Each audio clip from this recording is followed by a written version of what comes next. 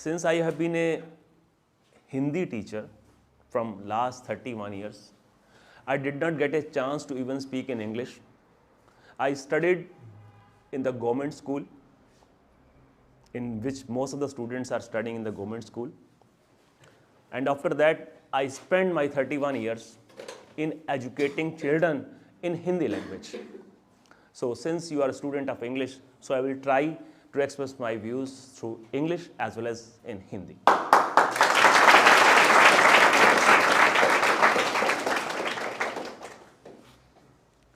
I want to ask one thing. What is our body temperature? Please raise your hand. What is our body temperature? Yes, ma'am. 37 degrees Celsius. Is it? Is it? 98.4 Fahrenheit, right. So, is it mandatory to maintain that temperature level in body or not? If our temperature level decreases, there is some problem? So the nature has given us something that we can keep ourselves warm. If we keep our warm, most of the bacteria and viruses which are harmful, they are killed by the temperature, right? Whenever we get sick, our temperature rises. We say we have a disease. Most of the students and the sir will be thinking that I am going to out of the topic. It's not out of the topic. I will come to the topic. Whenever you get sick and attacked by some virus or bacteria, we get sick and we get a high fever. We think that we have a problem. That is an alarming sign for our body to stop doing that thing which is not favorable for our body. Keep rest. Do rest. Take fruits and vegetables. Take rest. This is an alarming sign. The God has given an alarming sign to us. Fever is itself not a disease. It's an alarming sign. It's a sound that you have to be alert. Is it? So, if our temperature goes down 37 degree, it's not good for us. And if it goes more than 37 degree, it's an alarming sign for us, and it's maybe difficult for us because we have a brain hemorrhage and other problems also. Is it clear to everyone? Very simple phenomena. So what is happening in our mother nature? Carbon dioxide, methane and CFC. Whatever we burn, it emits carbon dioxide. Simple. Not going in a very large definitions. So in our mother nature, we have a carbon dioxide, methane and methane. What does they do? They are a greenhouse gases. So greenhouse phenomena is what? To keep our earth warm, like our body. Our body has a 37 degree temperature. And when we get the heat from the sun, and in the night, that heat should preserve in our mother nature, so that our earth should be accurately warm. Is it or not? Very clear. Like our body, same thing with our body. But when these gases are increasing day by day, carbon dioxide, methane and CFC, they are raising the temperature of our mother nature. Everyone knows, this has been discussed and many students have told. Very good. Then what? So temperature is rising, many students has told, and even sir will tell you that there is a climate change. All you know. And students were telling this thing. There is a climate change, there are many problems in the other mother nature. I want to take you to the step why this is happening. You will say, you will Google it and you will learn to the topics. You will come to know, okay, if industrialization is going on, right? We have a material words, these all things. Why this is happening, I will tell through my self-help topic. Why this is happening? These topics are not given in the Google. It's a self-realization that I have come to know. You go to the mall and you see many products are lying there. Many products. When we produce some product, carbon dioxide is omitted. Whenever we produce something, cars are being manufactured. You say, this is the progress, we have to go. But what is the level of our progress? From where we have to stop? हमें कहाँ रुकना है? हमें क्या decide करना है? एक छोटा सा साबुन कि टिकिया की जो एक एक्ट्रेस ऐड करती है और कहती है कि ये साबुन से मेरी गोरी गोरी त्वचा रहती है, तो शायद वो फिल्म एक्ट्रेस के घर का नौकर भी वो साबुन इस्तेमाल नहीं करता होगा, लेकिन हम उस साबुन को ले आते हैं। हम जानते हैं कितने केमिकल्स उसमें डले हुए हैं, हम जानते हैं जिसको पैक कर दिया वो कितना हमारे लिए नुकसानदायक है। लिखने वाले लिखते हैं कि एडिबल ऑयल, इसमें क्या है एडिबल ऑयल, एडिबल ऑयल में क्या है बताएंगे नहीं कि पाम ऑयल है, और पाम ऑयल कितना हमारे लिए नुकसानदायक है nobody will tell, going on, और हम खा रहे हैं। उसमें लिखा होता है कि एक बार की डाइट इतनी है, लेकिन हम उसको कितना लेते हैं, खोलते हैं और खाते जाते हैं खाते जाते हैं खाते जाते हैं। ये जो हम खा रहे हैं इससे हमारी सेहत पर कितना बुरा असर पड़ रहा है। लेकिन ये जो कंपनी वाले बना रहे हैं, कंपनी वाले बनाते जा रहे हैं चीज़ों को, बनाते जा रहे हैं, अब ये कार, अब ये कार, अब ये कार, लाइन खत्म ही नहीं होती, काउंटिंग खत्म ही नहीं होती, और हम सोचते हैं हम चीज़ों से सुख पालेंगे। अगर जिंदगी में अगर हम सोचेंगे कि चीज़ों से और इंसानों से खुशी मिलने वाली है, तो हमारी शायद गलतफहमी होगी, हम थक जाएंगे। आप जिंदगी में पैसा कमा लीजिए, पैसा कमाने के बाद कंफर्ट आ गया, कंफर्ट आने के बाद अब क्या करूं, चलो अब मैं क्या करता हूं ना, किसी पॉलिटिकल पार्टी को ज्वाइन कर लेता हूं, अच्छा अब मैं डीजे लगाता हूं, अब मैं विदेश जाता हूं, करते जाओगे, जिंदगी क्या सोचने का मौका नहीं मिलेगा। और शायद कंपनी वालों ने क्या कर रखा है कि हमें इतना बनाना है, मैं बात कर रहा हूं किसकी, ग्लोबल वार्मिंग की, हमें इतना बनाना है हमारी आने वाली हजारों पुश्तें तक खाएं, और हम जो सा शिकार हो रहे हैं उस नेक्सस का, जिसमें क्रिकेटर्स हैं, जिसमें फिल्म स्टार हैं, जिसमें पॉलिटिक्स बिना पैसे के नहीं चलती, पैसा इंडस्ट्री से आता है। और कोई फिल्म स्टार झूठा हमें कहता है, कोई क्रिएटर झूठा हमें कहता है, हम उसके बेसिस पे अपने आप को स्टाइलिश समझते हुए, अपने आप को मॉडर्न समझते हुए जाते हैं और चीज़ों को उठाकर ले आते हैं। जब हम किसी चीज़ को ले आते हैं, एक पन्नी को भी ले आते हैं, एक प्लास्टिक की। कल रात को मेरे साथ एक सोशल साइंस के टीचर थे, जिम्मेवारी उनकी बनती है, टॉपिक सब्जेक्ट उनका था, तो कहते हैं एक पन्नी दे दीजिएगा। मैंने कहा क्यों, हम एक पन्नी के लिए भी गुनाहगार बने? जब हम उस पन्नी को लेकर आ रहे हैं, घर से थैला लेकर नहीं जा रहे, तो उस ग्लोबल वार्मिंग में हम कंट्रीब्यूट कर रहे हैं, अर्थ को और कर रहे हैं। हमारी रिस्पॉन्सिबिलिटी क्या बनती है, हम उसको और दे रहे हैं। और सिमिलरली हम अपना वैल्यूएबल पैसा दिखावे में और सब चीज़ों में, आप समझ ही गए, हम बिना बात पे खर्च कर रहे हैं, और हमारा पैसा जो सा है वो खर्च हो रहा है, लग रहा है हम बड़े मॉडर्न हैं, बहुत कुछ हमने पा लिया। और हमारा देखिए, ग्लोबल वार्मिंग का कितना भी चिंतन कर लो, कितने एसेस लिख लो, कितने चार्ट्स बना लो, कितनी प्रेजेंटेशन कर लो, क्वेश्चन सारी बातों पे आते कि मेरा क्या फर्ज बनता है, मैं क्या कर सकता हूं, तो मैं क्या कर सकता हूं, मेरा कंट्रीब्यूशन क्या है कि मेरे को जिन चीज़ों की जरूरत नहीं है उन चीज़ों के पीछे मैं भागूं नहीं। जितना हम टीवी देखते हैं, जितने हमारे पे मोबाइल है, हम सोचते हैं कि शायद हमने प्रोग्रेस कर लिया है और इंटरनेट हमारे हाथ में आ गया और हम बहुत कुछ हो गया, लेकिन हम दास बन गए हैं उन लोगों के। वो जो चाहते हैं वो हम खरीदते हैं, वो चाहते हैं वो हम सोचते हैं, वो हमारी जीवन शैली बनती है, हमारी विचारधारा बनती है। मैं आपको बता रहा हूं, आपके दिमाग में आ रहा है तो आप सोचोगे वो हमें पता है, सर ने बताया था, आपकी विचारधारा बन जाएगी। जो कुछ हम देखते हैं पढ़ते हैं उससे हमारी विचारधारा बन जाती है। हमारी अपनी विचारधारा तो होनी चाहिए कि हमें किस चीज की जरूरत है, किस चीज की जरूरत नहीं है। तो जब भी हम किसी चीज को अननेसेसरी खरीदते हैं, दिखावे के लिए खरीदते हैं कि वो चीज हमें सुख दे देगी, मैं दिखाऊंगा और मैं बहुत बन जाऊंगा, वो दिखा रहे हैं आपको और हम उस चक्कर में फंस रहे हैं, तो समझ लीजिए हम ग्लोबल वार्मिंग में गलत तरीके से कंट्रीब्यूट कर रहे हैं, हमारा स्टेप है। तो ये क्या है कि जीवन तो यज्ञ है, हम आंखें बंद करके अपने आप में नहीं रह सकते। जीवन तो यज्ञ है, यज्ञ में जो आहुति डालेंगे उसका जो फल मिलेगा वो हमको ही मिलेगा, और सबको मिल रहा है, वो हेल्थ के रूप में मिल रहा है। हमारे लिए मुश्किलें आ गई हैं, क्लाइमेट चेंज होता है, फसलों की दिक्कतें आती हैं, रेट चीजें महंगी हो जाती हैं, नहीं मिलती, भूखमरी होती है, बीमारियां आती हैं। किसको आती हैं? वो किसको आ रही हैं? हमें आ रही हैं। पता क्यों आ रही हैं? आपको और मेरे को, क्योंकि जाकर मैं अननेसेसरी प्रोडक्ट को खरीदता हूं, क्योंकि मैं अपनी आंख में अपना दिमाग बंद कर लेता हूं। जो ये कहते हैं, जो ये टीवी में दिखाते हैं, टीवी में एक सीरियल आता है, कहानियां हैं, कहानियों के बीच में जो परोसा जाता है, जिस तरह से जो परोसा जाता है वो हमारे दिमागों में असर करता है, वो जाकर फिर हम खरीदते हैं। और यहां तक तो ये भी हो गया है, मैं फोन पे अगर मैं बात करता हूं ना किसी टॉपिक पे, तो उसकी ऐड आती हुई मुझे दिखती है। ये मैंने खुद को रियलाइज किया, उसकी ऐड आती हुई दिखती है, यानी कि हमारी जिंदगी में इस कदर असर कर चुके हैं, आम आदमी की जिंदगी में, क्योंकि उन लोगों को बहुत कुछ कमाना है, आने वाली पुश्तों के लिए बना के रखना है। लेकिन हमें क्या, अंदर झांकना है, अंदर झांक कर हमारा खाली एसेज याद कर लें, सुना दें, कह दें, शायरी कर लें, चार्ट्स बना लें, प्रेजेंटेशन कर लें, लेकिन जब तक अगर हमने गुनाह कर दिया इस मदर नेचर के प्रति, तो हमारा कर्तव्य कभी भी पूरा नहीं होगा। तो जेन्युइन बने, जिसकी मुझे रिक्वायरमेंट है, मुझे पहनना है, मुझे कपड़ा चाहिए तो चाहिए, लेकिन दिखाने के लिए, बताने के लिए, और सोचें कि चीज़ों से खुशी मिल जाएगी, चीज़ों से हम मॉडर्न बन जाएंगे। अगर हमने फ़ोन पे खर्च करना है तो फ़ोन पे इन्फॉर्मेशन लेकर हमारी डिटर्मिनेशन इतनी होनी चाहिए, हमारे टाइम मेडिटेशन इतनी होनी चाहिए, इतनी स्ट्रांग पावर होनी चाहिए। यूज़ किया, यूज़ करने के बाद खत्म, ईमेल कर दी, खत्म, अब वो मुझे नहीं चलाना चाहिए, इसमें छुपी हुई ऐप मेरे को ना चलाएं जीवन की। तो ये जो सा है वो हमारा कंट्रीब्यूशन होगा। मुझे मालूम नहीं कितना टाइम सर ने रखा था, कितना नहीं रखा था। ये दीपक सर के सौजन्य से और आप सबके सौजन्य से, सब आप सबकी ओर से मेरे को निमित्त बनाया, जरिया बनाया। मुझे बहुत खुशी हो रही है सर से मिलके। Sir please.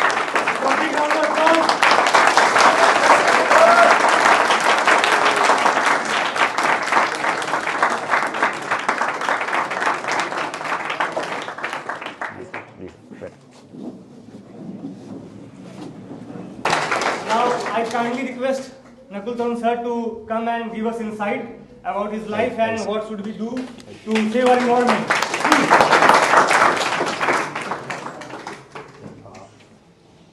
First of all, I want to congratulate Deepak Sinha और आप लोगों को कि you people got Deepak Sinha, right? दीपक सिन्हा को भी मैं कॉन्ग्रेचुलेट करता हूँ कि ही गोट यू पीपल। अच्छे द्रोणाचार्य इसलिए फेमस नहीं थे कि वो बहुत बड़े विद्वान थे, वो इसलिए फेमस थे कि उनके शिष्य बहुत अच्छे थे, है ना। और अर्जुन इसलिए फेमस हुआ क्योंकि गुरुजी बहुत अच्छे थे। So it's both way, it's not one way. तो आप लोग दोनों तरफ के लोग बहुत अच्छे हैं, इसलिए ये प्रोग्रेस हो रहा है। मैं इसलिए कह रहा हूँ कि आप सब लोगों को मैं शुभकामनाएं देता हूँ। May God bless you all. आप सब लोगों जो भी लाइफ में आप लोग जिस किसी ने जो कुछ भी सोचा है, किसी ने सोचा है कि कुछ लोगों का होता है कि नहीं मुझे तो गवर्नमेंट जॉब करना है, कुछ लोग सोचते नहीं मुझे तो कॉर्पोरेट लाइफ में जाना है, कुछ लोग सोचते हैं कि मुझे पॉलिटिक्स ज्वाइन करना है। Wherever you want to go, भगवान आप सब लोगों को सफलता दें। दीपक जैसे चाहते हैं कि जिस तरह का इंस्टीट्यूट क्रिएट करना चाहते हैं, इनका इंस्टीट्यूट मैं छोटा वाला भी देखा था, एक इधर कहीं पास में ही था, वो थोड़ा क्रैम्प था। तो मैं फर्स्ट टाइम वहाँ पे पता नहीं कहाँ से अचानक आ गया मैं, तो मैंने बताया था कि आपका जो because I am from the safety और डिसास्टर मैनेजमेंट बैकग्राउंड, तो जैसे टीचर किसी बच्चे से मिलेगा तो पूछना शुरू करेगा तुम्हें इंग्लिश वाला टेंस आता है ना, समझ में आता है प्रीपोजिशन। सो क्यों? क्योंकि वो उसकी हैबिट है, वो आप में लर्निंग कर्व देखता है, वो उसका हैबिट है, आप में लर्निंग कर्व देखता है। हम लोग डिसास्टर वाले क्या करते हैं, हम देखते हैं कि आपको सेफ्टी के बारे में कुछ आइडिया है भी कि नहीं है। तो जो मैं फर्स्ट टाइम आया था तभी मैं दीपक को कह के गया था कि देखो भाई आपका इंस्टीट्यूट ठीक है, लेकिन अगर यहाँ कल कुछ हो गया ना तो आपके बच्चे निकल नहीं पाएंगे। There was a very small opening और पीछे सारे बच्चे उसमें पढ़ते थे, छोटे छोटे केबिन बना हुआ था। तो जहाँ कहीं भी जाएं, जहाँ कहीं भी आप कोचिंग में आते हैं, स्कूल जाते हैं, ऑफिस में काम करते हैं, जहाँ कहीं भी जाते हैं, इवन आप शादी में जाते हैं, पंडाल में, pandal is the most vulnerable place across the world. जो शादी का पंडाल होता है, it's consist of 100% synthetic material and it takes only 4 minute to burn everything. 4 minute में पूरा पंडाल जल करके राख हो जाता है। तो आपको क्या करना चाहिए, जहाँ कहीं भी जाएं, cinema hall, mall, school, college, hotel, hospital, सबसे पहले मेरे तरफ से आप उससे भागने का रास्ता देखें। शादी में गए, दूल्हा दुल्हन बाद में देखिए, पहले देख लीजिए आग लगेगा तो भागूं कहाँ से मैं। नहीं तो मैं आपको बताया 4 मिनट में सब कुछ खत्म हो जाएगा, इंक्लूडिंग यू, है ना। तो ये अब मैं ऐसा क्यों कह रहा हूँ, क्योंकि अगर आप रहोगे तब तो कुछ बनोगे, अगर आप रहोगे नहीं तो पढ़ेगा कौन, और दीपक पढ़ाएंगे किसे? नहीं। और आपका अधिकार, राइट टू एजुकेशन एक्ट है इंडिया में, तो बच्चों का अधिकार केवल पढ़ना नहीं है ना, सुरक्षित पढ़ना है। क्यों? रहेगा तो पढ़ेगा तो बढ़ेगा इंडिया। तो इसलिए रहना जरूरी है, रहने के लिए आपको सेफ रहना है। अभी चांदना साहब ने डेवलपमेंट बताया उस बच्ची को। मैं एक छोटा सा स्टोरी बताता हूँ। मैं बिहार के एक गांव का नवादा डिस्ट्रिक्ट का रहने वाला हूँ। That is the remotest village I have seen in life. और मैं इस देश में इस समय, इस पूरे देश में कोई 750 डिस्ट्रिक्ट्स हैं, जिसमें से 600 समथिंग में मैं पर्सनली गया होऊंगा। जितना इस देश को मैंने घूमा है, क्योंकि मेरा नेचर ऑफ जॉब ऐसा रहा है, उतना राहुल गांधी और नरेंद्र मोदी दोनों मिल के नहीं घूमे होंगे। एक की बात नहीं कर रहा हूँ।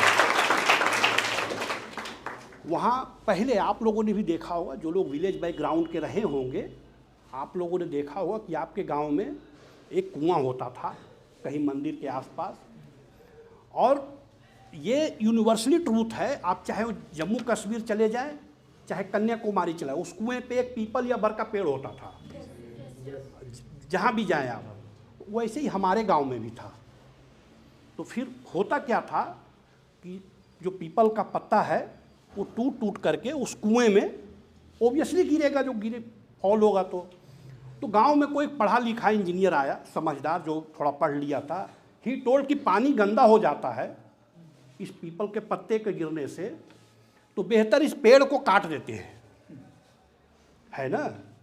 तो उसने क्या किया, पेड़ को काट के वहाँ बढ़िया, वो अभी बता रहा था डेवलपमेंट, वो बच्ची पूछ रही थी डेवलपमेंट कैसे करेंगे, तो वहाँ पे बढ़िया ग्रेनाइट लगा करके और स्टेज टाइप का बना दिया, प्लेटफॉर्म। उस पर बच्चे अपना बैठते थे, बूढ़े अपना, है ना, सब लोग उस पर बैठते थे।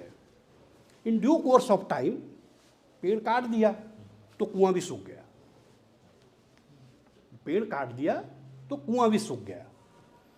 डेवलपमेंट हो गया ना, चबूतरा बनाओ, डेवलपमेंट था नहीं।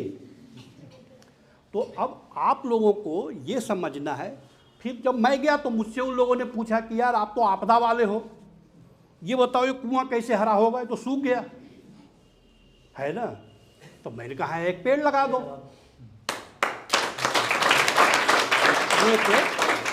एक पेड़ लगा दो। बोले यार पेड़ से कैसे हो जाएगा।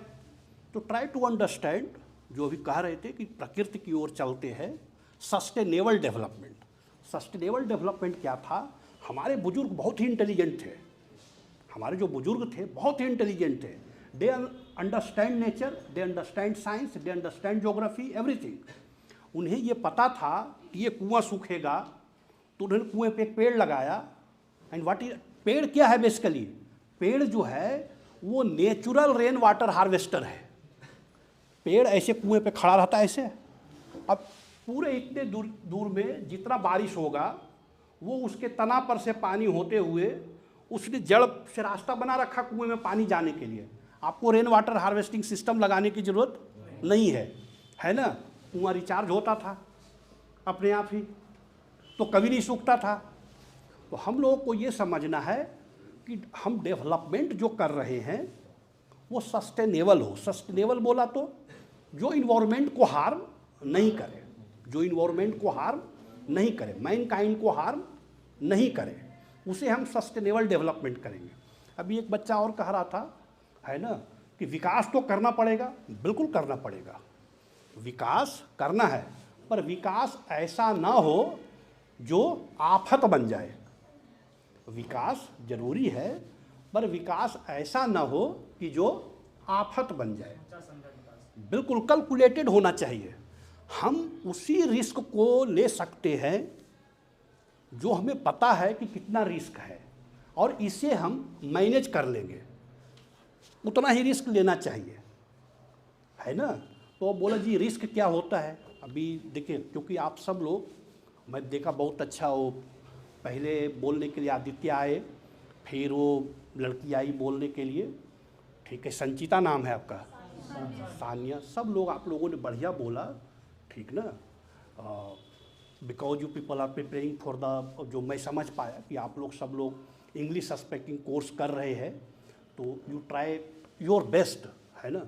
कंसेप्ट ये है कि अगर डिसास्टर के पहले, आपदा आने से पहले अगर आप 1 रुपया लगाते हैं, आपदा आने से पहले अगर आप 1 रुपया लगाते हैं तो वो 1 रुपया है आपका आपदा के बाद 98 रुपया बचाएगा, 98 रुपीज़, और आपकी ज़िंदगी बचेगी बोनस में, आपकी ज़िंदगी बचेगी बोनस में। तो बोला सर हम क्यों, कहाँ लगाएं वो पैसे, कहाँ लगाएं वो पैसे? जो 1 रुपया लगाना है वो where I should invest, you invest on your skilling. आप अपने आप को ट्रेन करिए, मुझे नहीं देना है, अपने आप को ही ट्रेन करना है। क्या ट्रेन करना है? उदाहरण के देखिए, क्योंकि मुझे पता है time is limited, you all people came here to learn English, no disaster management, right. लेकिन आप देखिए, समझिए, मैं जो लॉजिक एक्सप्लेन करना चाह रहा हूँ, अभी आप कोई भी न्यूज़ देखने बैठिए, कोई भी न्यूज़पेपर खोल के बैठिए आप, अभी रोज़ मिलेगा जी हार्ट अटैक आ गया, वो शादी में खाना खा रहा था, कल एक साइंटिस्ट मेरे जैसे लेक्चर दे रहे थे, लेक्चर देते देते उनको हार्ट अटैक आया और मर गए। Day before yesterday, I just read a news. There was a girl. She was 19 years old, and she suddenly had pain in her heart, and she Collapsed. suffocated, and she just died. मेरे पास, because I am from disaster management background, आप तो disaster management का number अगर Google पे search करेंगे ना, तो भारत सरकार का नंबर नहीं मिलेगा, मेरा ही मिलेगा। तो मेरे पास प्रीवियस ईयर एक कॉल आया, ये नहीं होता है जो उत्तर प्रदेश के किस जगह से तो मैं भूल गया, एक कॉल आया रात में 10:30-11 बजे के आसपास, और मैं हर कॉल सुनता हूँ, जैसे वो रखा हुआ है अलग बात है, अदरवाइज हर कॉल सुनता हूँ। तो उधर का जो आदमी था वो मुझसे रो रो करके ये पूछ रहा था कि मैं CPR कैसे दूँ एक आदमी को उसे। और वो आदमी कौन था? एक रामलीला हो रहा था एक गांव में, और जो दशरथ बने हुए थे उसमें, तो राम वन गमन का सीन था, न्यूज़पेपर में भी आया था ये, अगर आप लोगों ने पढ़ा होगा तो। जो राम वन जाते हैं तो दशरथ को एक्ट करना होता है कि वो बहुत दुखी है ना, स्टेज पे तो एक्ट ही करेंगे, वो सचमुच का दशरथ थोड़े ना था, राइट। तो वो एक्ट किया और इतना दुखी हो गया, उसे हार्ट अटैक आ गया, वो स्टेज पे ही मर गया, राइट। अब जब उसे दिक्कत, तो स्टेज पे जो लोग थे उनको पता लग गया कि ये एक्टिंग जो है मतलब इसे हार्ट अटैक आ गया है। अब रामलीला में क्या होता है, बहुत ज़ोर ज़ोर से वो बजता है ना, लाउड स्पीकर लगा देते हैं। तो मैं तो उसकी आवाज़ सुन रहा था इधर, लेकिन मैं जो उसे समझा रहा था कि CPR कैसे देना है, उसे वहाँ सुनाई नहीं दे रहा था। एंड बिलीव मी, दशरथ मर गया स्टेज पे ही। आप सोचिए कि अगर रामलीला हो रहा होगा तो एटलीस्ट 1,500-2 हज़ार लोग तो देख रहे होंगे, उसमें से अगर एक आदमी को भी CPR देना आता, मैं गारंटी देता हूँ दशरथ जिंदा होता, मैं गारंटी देता हूँ। तो कहाँ इन्वेस्ट करिए आप लोग? CPR देना सीखिए। क्या करिए? CPR देना सीखिए।